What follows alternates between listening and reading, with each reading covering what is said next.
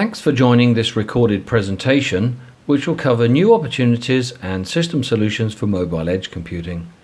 Tim Epkes from Brocade will set the scenes with a presentation of Brocade at the mobile edge. This will be followed by a tour of the Packetarium XLC carrier-grade blade server from Advantech, used for the ETSI MEC proof of concept demo. Finally, Tim will provide a full overview of the demo itself and how it can be used for advanced service delivery.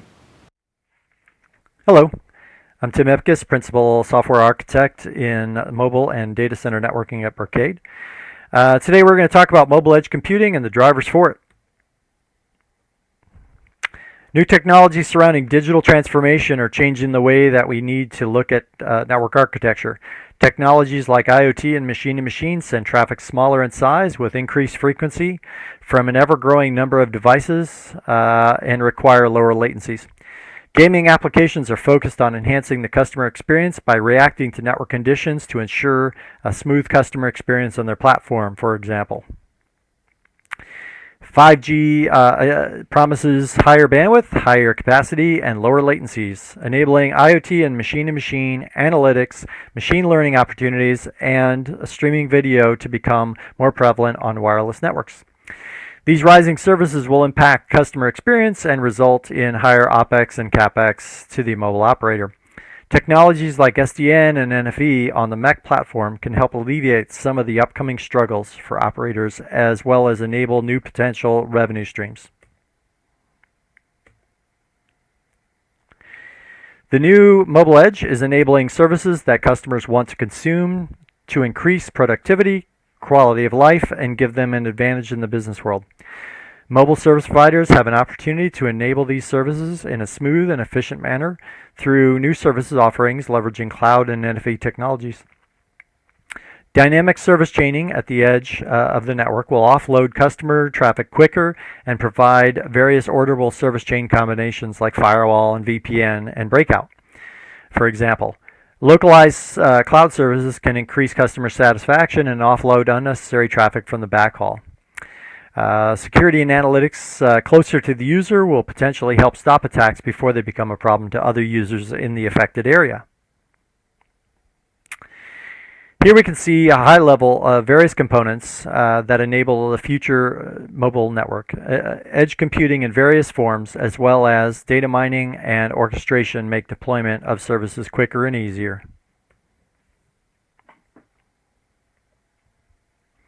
Mobile edge computing is just one element in a greater design towards software-defined mobility, which gets inputs from various elements. Base station workloads can shift onto virtual compute. Many mobility components have been transitioned to NFV over the past couple of years and can be shifted to the mobile edge network for various functions and offloads of those functions. Brocade is investing in the future through acquisitions like Vieta, which provides the NOS or network operating system for the MEC platform, Open Daylight controller development, providing an SDN engine, Ruckus Wireless, and Connectum for virtual EPC, to name a few. Brocade has many partnerships to create solutions that customers value. For the MEC project, Brocade has partnered with Advantech for a high capacity blade server with properly distributed nodes and high-speed fabric. Saguna for MEC breakout, harness, DNS, and TAP services, to name a few. Vasona networks for intelligent video optimization services, and Cloudify to perform workflow and model-driven orchestration. By no means is this an exhaustive list of our partners' capabilities, though.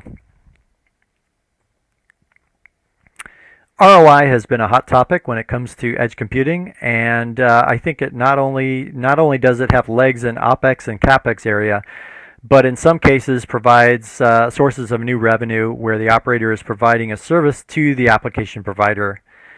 The confusing issue on ROI is that there's so many variables on where you get ROI, and some of them are not measurable unless you chose not to leverage MEC, see the losses firsthand, but then it's too late. I think latency is a story here for applications that go to the internet, but also as providers transition to 5G, technologies like IoT and M2M begin to create new network challenges. The high-level use cases for MEC are intelligent workload placement of VNFs offloading networking tasks at optimal locations, opportunities for hosting third-party applications for revenue in some cases, and to improve user experience or even take user experience to the next level. The ability to localize IoT and machine-to-machine traffic will result in faster responses to the end device and keep traffic localized as much as possible, thereby reducing the need to increase OpEx and potential CapEx costs in the backhaul. To get a deeper dive on use cases, and this is not an exhaustive list, the operator has an opportunity to provide premium video services by becoming a video provider at the edge, or providing local delivery based on congestion factors and users' reception quality, as well as optimizing video traffic with other traffic to ensure a smooth experience for customers. For IoT and machine-to-machine, automotive, agriculture, smart cities provide a mechanism to keep traffic localized while providing quicker responses from the controller residing at the mobile edge. The gaming industry has been interested in deploying their application closer to the user and intelligently responding to customer signal quality to ensure that the gamer has the best experience possible.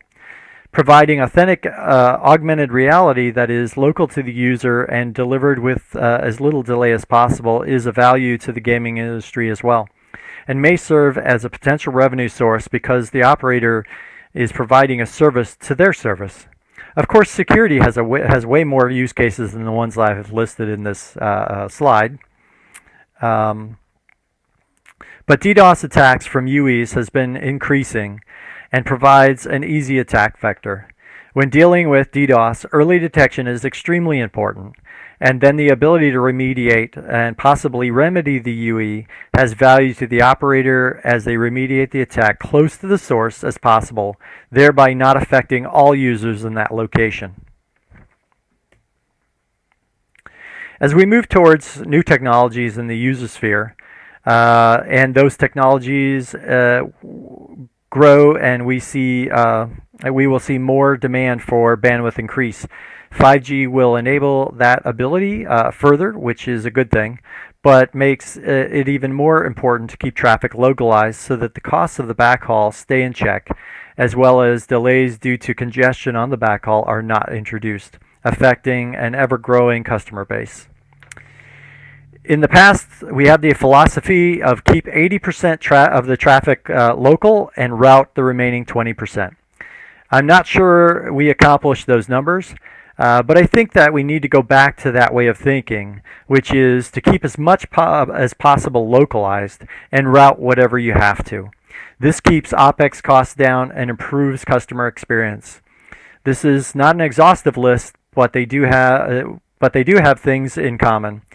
They cause latency, thereby introducing jitter onto the network.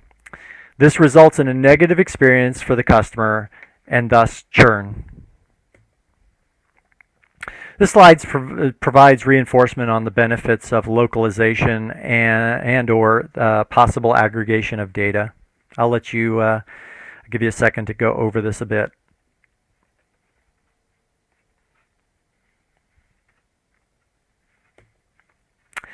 Brocade and its partners are creating a platform that provides virtual services at the edge. The base network operating system for the platform is based on Brocade's virtual services platform that has the ability to pay as you grow in the hardware platform, starting with the base hardware and one plus compute blades. So basically, what I'm saying here is we have a distributed platform that separates out the control plane and the data plane. And so in the Advantech box, you can then grow the data planes as you need them. As you need more compute and storage and CPU, you just add additional cards for that. The network operating system provides service negotiation and registration, virtualization services, and high-speed flexible data plane enabled by DBTK to provide cross-fabric communications. This will include programmable APIs that are MEC standards compliant for NFV and cloud architectures. Our platform allows for intelligent routing and policy in the mobile edge infrastructure, leveraging traditional routing protocols like BGP, OSPF, and ISIS, as well as MPLS enablement for off-system communications. Internally, the data plane infrastructure provides for connectivity between service elements. Control plane and data plane and compute are distributed, enabling the pay-as-you-grow model. This allows the operator to start with a lower cost of entry and pays for the additional compute as he is growing his services. The platform will provide local breakout, billing and charging, and DNS services, to name a few. Also, will enable the ability for services to leverage other services, giving the platform a dynamic edge. And what I mean by this is you can have a RNS service which then consumes a message bus service so that it can then publish its data out to other applications who then subscribe to that message bus or that service that the RNS is subscribed to. The MEC Phase 1 platform completed its first PoC demonstration at MEC World Congress in Germany, Munich, Germany, back in September of 2016, and we received very positive feedback and ideas to expand the platform. We have more to go on the development of the platform, and we are taking it to the next phase, allowing flexible services and other methods for efficient programmability. So if you have any questions, please give them to the account team, and we'll try to respond to them as quickly as I can. I would appreciate any feedback as well, and that is what I have for this presentation. Thank you. Hello, my name's Paul Stevens, and I'm from Advantech's Networks and Communications Group. As Tim mentioned before, we're partnering with Brocade, Gigaspace's Saguna, and Vasona to validate a multi-service edge computing platform able to deliver advanced services for MEC. The case of edge computing, as presented by Tim, is certainly on the radar of many service providers who want to improve subscriber experience by providing services that generate new revenue streams. But as with any new technology, MEC poses several challenges. From an infrastructure perspective, it means bringing intelligence out of the data center and closer to users. However, the servers that run in a data center are not well suited for the network edge, especially when looking at density, availability, and environmental requirements. And here is where Advantech's Packetarium XLC kicks in. The Packetarium XLC is a carrier-grade blade server that takes a micro-datacenter-in-a-box approach, enabling RAN-aware services and latency-sensitive functions at the mobile edge. We initially designed the Packetarium XLC with a number of objectives in mind. First, to help integrators and operators evolve from closed proprietary solutions to an agile software-driven architecture using virtualized functions that run on general-purpose Intel processors. Second, to ensure carrier-grade availability and conformity to standards such as NEBs in order to accelerate deployment in central offices, telco rooms, and aggregation sites.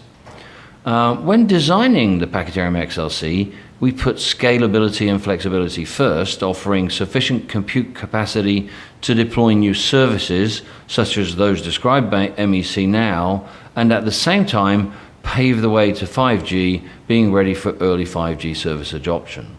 And finally, we work closely with ecosystem partners in initiatives such as this proof of concept, this PoC, to pre-validate different configurations and services running on the Packetarium XLC, which of course accelerates time to market, reduces integration risks, and helps operators generate revenue sooner. The Packetarium XLC modular design scales compute performance across 9 Intel Xeon blades with application nodes running VNFs and dedicated cloud controller nodes to provide orchestration and virtual infrastructure management functions. The system houses the highest density of compute available in a 6U high 400mm deep carrier-grade chassis with up to 288 Intel Xeon processor cores. Traffic is routed through 2 redundant switches that connect to the dual-star backplane, creating an internal network with no single point of failure. These features essentially make the Packetarium XLC a carrier-grade data center in a box that's ideal for deployment in a broad range of network locations. The Packetarium XLC is easily deployable in existing locations as well as new facilities. Its high compute density combined with standard 600mm depth telco rack sizes, DC power support, and modest power and thermal requirements avoids the need to remodel installation sites. In addition, the systems are lightweight and they don't require special procedures for installation. The system is enabled by a strong middleware partner ecosystem that provides a solid and future-proof NFV infrastructure to MEC application developers and service providers, enabling them with the cloud computing capabilities and IT-style service environment they need at the edge. And now for more details from Tim on the ETSI PoC demo itself. Again, my name is Tim Epkes. I work for Brocade. I'm going to be talking about the MEC PoC that we did at MEC World Congress 2016 back in September. The partners were Brocade, Saguna, Advantech, Cloudify, and Vasona, and we all came together to create a solution not only on the platform, but also orchestrating that platform. In this specific instance, it's orchestrating some third-party VMs into the system. What you see before you is the Advantech platform. It has 2 control shells, one upper and one lower. And then it has the compute nodes, which we are going to convert into data planes. Each one of the compute nodes here has 2 nodes on it, and which means they have 2 sockets. Each socket has its own memory bank, disk, and network interfaces. And those are all connected into the fabric, as well as these front-facing ports. So what we'll show you next is the virtual or logical topology of this. So up here we had our test box, which in the lower section was traffic generators for the Saguna side of things, and then traffic generators for the Vasona piece. Here in this box is the actual Advantech box, which then we have the Brocade VDR software laid into each compute node. The top one is the control plane, where you can have BGP, ISIS, OSPF. It also has the APIs for REST and the state databases for services and things like that. And then we have the data planes. There are a potential of 18. So you have 9 cards here, each one with 2 nodes on it. So that gives me 18 data planes.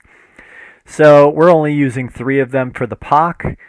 In the first data plane, we have the Vasona services, and second one, we have the Saguna services, which include ARNIS, some DNS services, classification, TOF, and some TAP services. And then in the third data plane, we have 2 third-party applications that we were able to do for the PoC, and it's just a simple caching in the CDN, and then a web filter. The cache is going to provide cache services for a domain called braveclosure.com. And then the web filter will actually be filtering anything trying to go to investing.com and facebook.com. Just chose those at random. And everything else will actually go through. And then, let's see. So our fabric is right here. Each card is connected by the fabric. So when you see these cross connects that are coming out of Saguna's DP2 vhost 1 interface, they actually get cross connected over the fabric into the third data plane and connected into that host. We chose these third-party applications pretty much at random. They're not currently running. I'll show you that. So if I do a show virtualization status, you can see the Saguna and Vasona software are actually running on the platform, but the third-party services are not. As far as security is concerned, the Vasona and Saguna are trusted middleware to the platform, so they are on a different management plane than the third party, which has its own management plane, so everything's kind of secured off. The CDN services and the web filter has an MP1 interface. In this specific instance, those two do not have MP1 capability. What the MP1 interface is meant for is so that third parties can list services on the platform that are available to them, like Arnis or anything else that might be there. One example is that we might deploy a Kafka message bus on one of the data planes, and then the Arnis service may subscribe to that Kafka message bus and then publish. And then you might have a third-party application out here that wants Arnis information. It would then look it up in the MP1 interface, find out that Arnis is available and that it is using the Kafka transporter medium, and then subscribe to that and connect to that medium. So that's how things are kind of put together here. We will also look at, so that's the MP1 is the first internal API, all right, so it's not seen from the outside. There's also an MP2 interface which controls data plane from the control plane into the data plane. That is not actually being described by MEC other than to say that there is an MP2 interface there.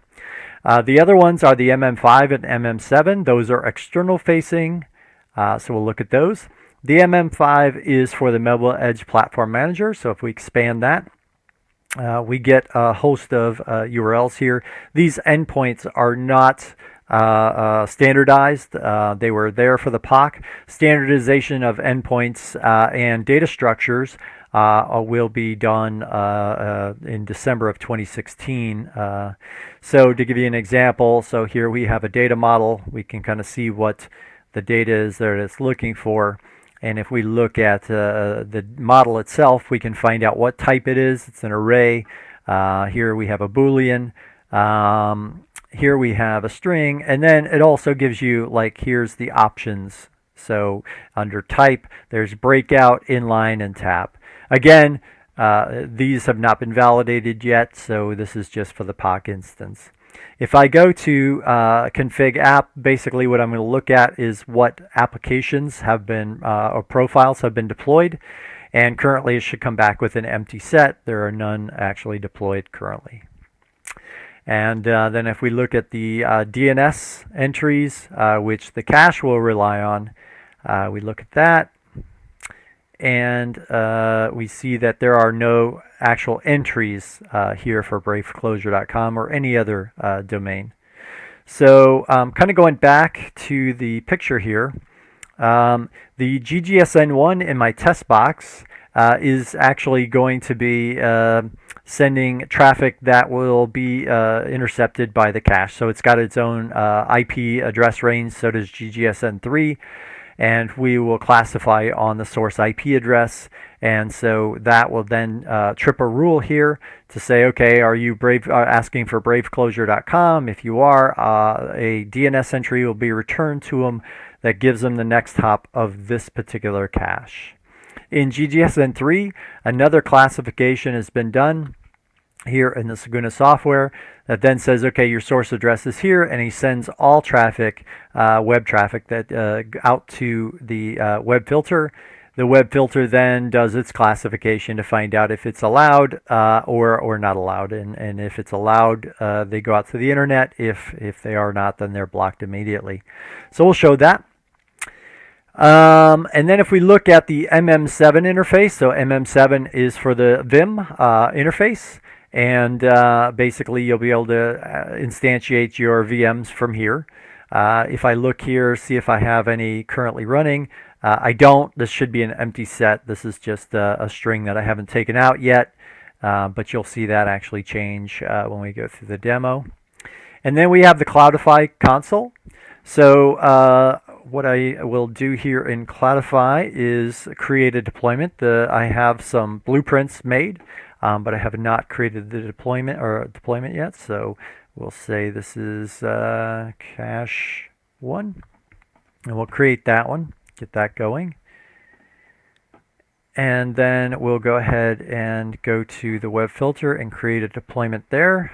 Web filter 1, and create that. Okay, once our deployments are there, I can go ahead and execute a workflow. So I will go ahead and start the cache. We hit install and confirm. And that's going to be doing its thing as far as getting that deployed. So if we go back to the API and we'll look at the MM5 interface, what's happening is a workflow is being triggered, and there are application profiles and the VM instance and DNS rules that are being put in place. So we can try it out and look here to see if it actually made it. So the result comes back that there has been a cache created. And actually down the line, a lot of this information will be abstracted away. And that's part of the process, and when we get to standardization, is abstracting some of this stuff away. If we look at rules, there will be a couple rules. And one of them will pertain to DNS, which was already there, and the other one will be for the cache. And this basically just gives us, if your up prefix, where you're going to go to, and then also tells you, that we're using port 80, and then it redirects from there. So if I then go to my DNS rules, I can try that out again. And we should see a entry come in. And there we are, thebraveclosure.com. It's going to be redirected to 192.168.2.2, which happens to be this cache right here. So now if we go to our platform and do a show status, we can see that the cache is actually running. If then I go to GGSN1 and I do a timed wget, remember a cache, the first time it gets a request for a page is a miss, right? The next time it gets a request for the page, it's actually cached. So we're going to do this twice, and we'll see that the first time takes a little bit of time because it actually does not have the content, has to go out to the internet, and it takes almost 6 seconds to actually do that. Now it's cached, so I do it again, and it actually takes milliseconds. So there's the difference between having to go all the way out to the internet for the data versus having something cached. You can reduce the delay quite a bit. So that's one application. So we have that instantiated. So now we're going to go back and instantiate the web filter. So we go to execute workflow and install, confirm that. And that's going to go through its workflow. In this particular case, it's except for the rules, which are a little different.